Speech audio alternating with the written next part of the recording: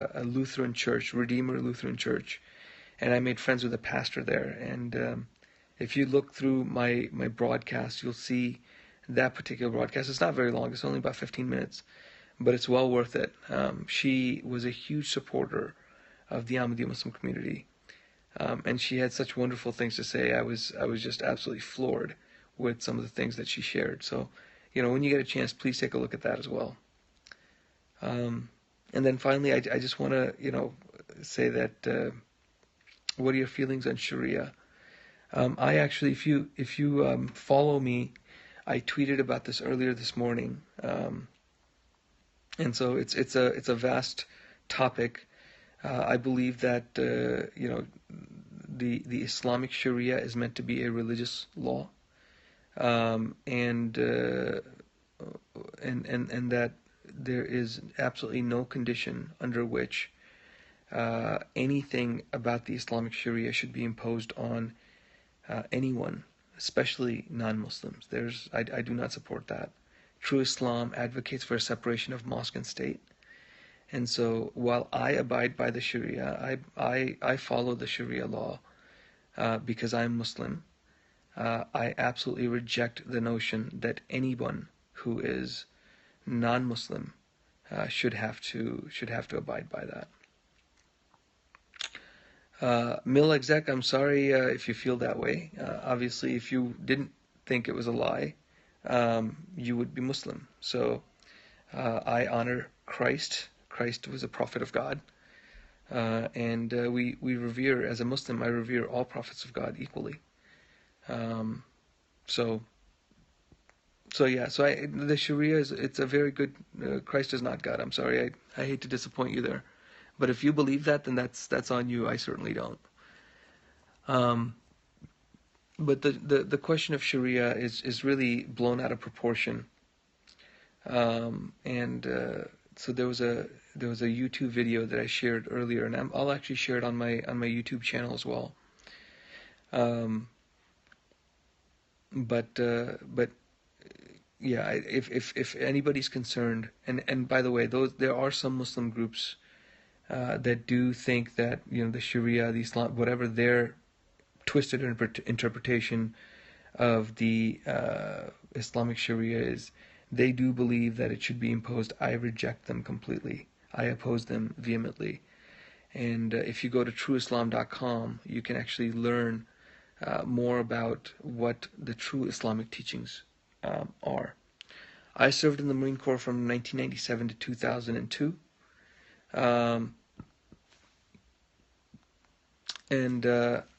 So from 1997 to 2002, and I served. I went on 3 deployments.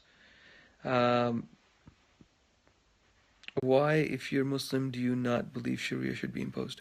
Well, it can't be, because it's a personal religious code of conduct, and you can't. A lot of misinformation on Islam as well as any other. Can't please everybody. Yeah. You can't force someone to believe a certain way. Even in the Holy Quran, it clearly says that there's no compulsion in religion. That religion is a matter between the individual and God. And so when you try to impose, when you try to force people to believe a certain way, they may, out of they may go through the motions, but that completely defeats the purpose of religion. Religion is a relationship between you and God.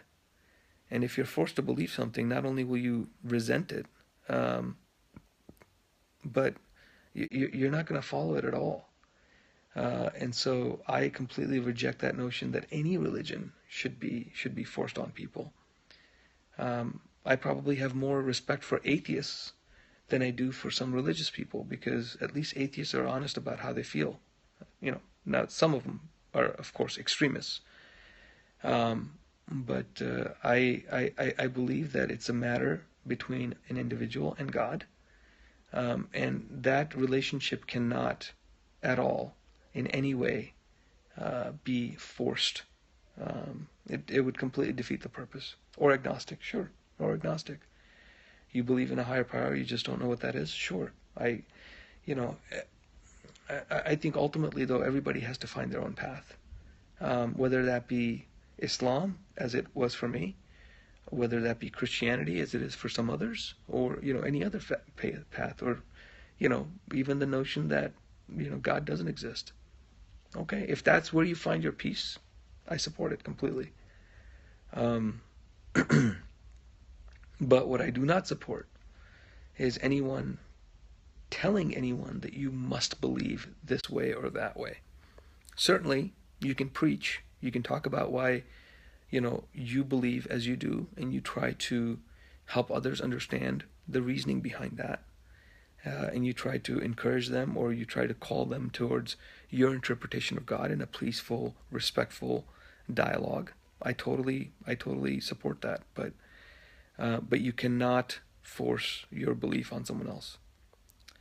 How old is my religion? Islam came into existence with Prophet Muhammad, peace and blessings of God be upon him.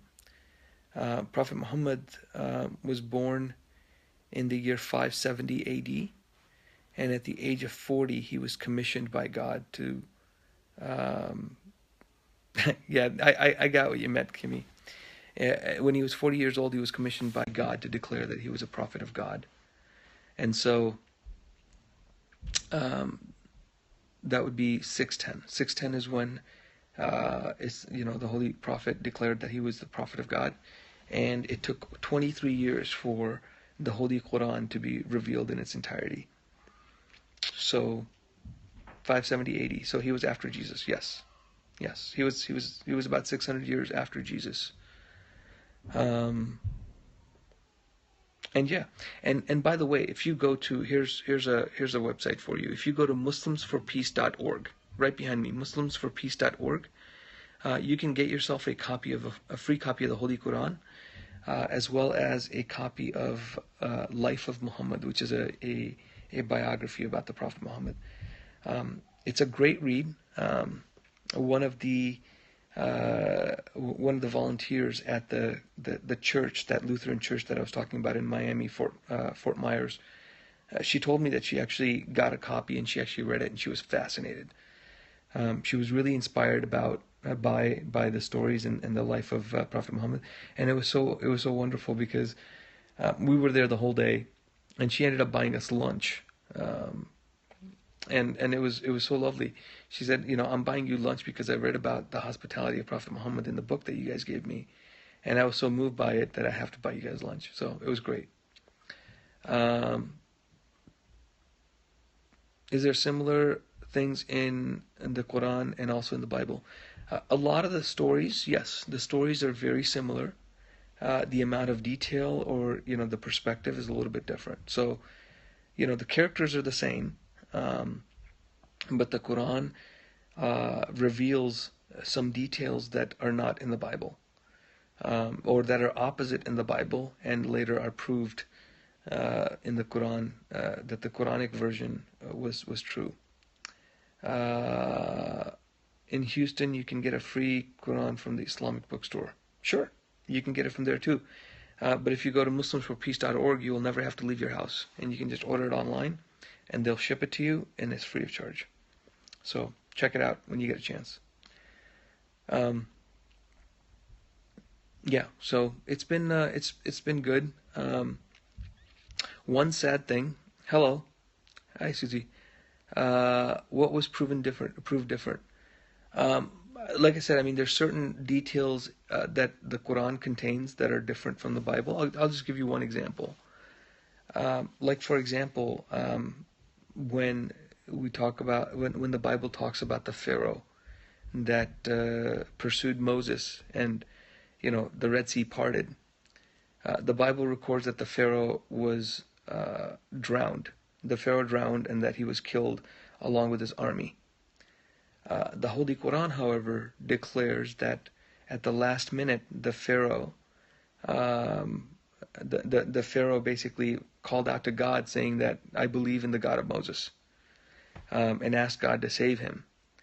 And in the Holy Quran, God declares that God decided to hear his plea, and he decided to save him, but only in the form of his body. And what we know today was that the body of Ramses, who was the Pharaoh of Moses, that there's some forensic and scientific evidence that suggests that he actually suffered from some brain damage or dementia of some sort in the later part of his life. And we believe that that was because he was drowning and that he was in fact had almost drowned, but his body was saved, and that he was still alive, although he did suffer brain damage due to lack of oxygen. And so details like that you wouldn't necessarily know right off the bat, but as you kind of take the story of the Moses and Pharaoh in the Bible and look at the differences as in the Holy Quran, you'll see that they're different. I'll give you another example. One of the miracles of Moses in the Bible, as it's recorded, is that the magician turned the ropes into serpents, right? That the Pharaoh told the magicians to cast a spell, and they cast a spell, and the ropes turned into little serpents. In the Holy Quran, that story is told slightly differently. And how that story is told is that the magician cast a spell, but the spell wasn't on the ropes. The spell was cast on the eyes of the people so that they saw those ropes move about like serpents.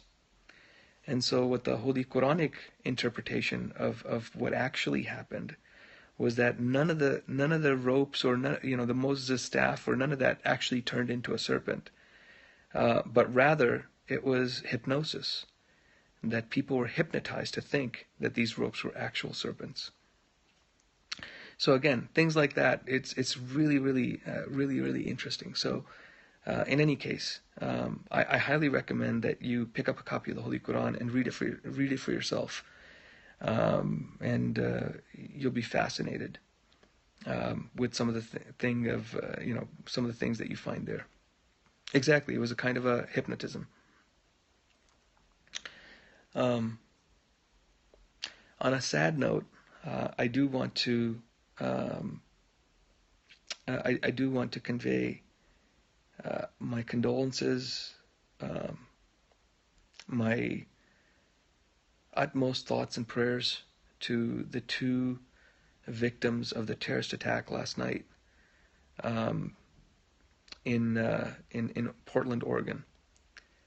This extremist white supremacist terrorist was harassing two Muslim women on the train. Some good Samaritans stepped up to intervene, and this terrorist actually ended up stabbing and slicing the throat, stabbing three people and slicing the throat of two people, and ended up actually killing them. For something like that to happen, it's extremely painful and extremely sad. And so my thoughts and prayers go out to the victims and their families. And my appeal to all of you is to please, pray for our country. I think our country and really the world is going through a lot of turmoil right now. And so we need to step up our efforts, because without our prayers and without us sending out good vibes and positivity into the world is headed in a very, very wrong direction, and so is our country. So that's all I have to say about that. I want to thank you guys for tuning in. I will broadcast again. Thank you, Drew. I appreciate that. I'll broadcast again from the mosque. Hopefully, I'll get a chance to broadcast the what's called the dars. Dars is a recitation of the Holy Quran along with some commentary. It's basically like a little sermon on some of the verses of the Holy Quran. So if I get a chance to do that, I will definitely do that. So tune back in. Until then, I thank you and I bid all of you peace. Assalamu alaikum wa rahmatullahi wa barakatuh.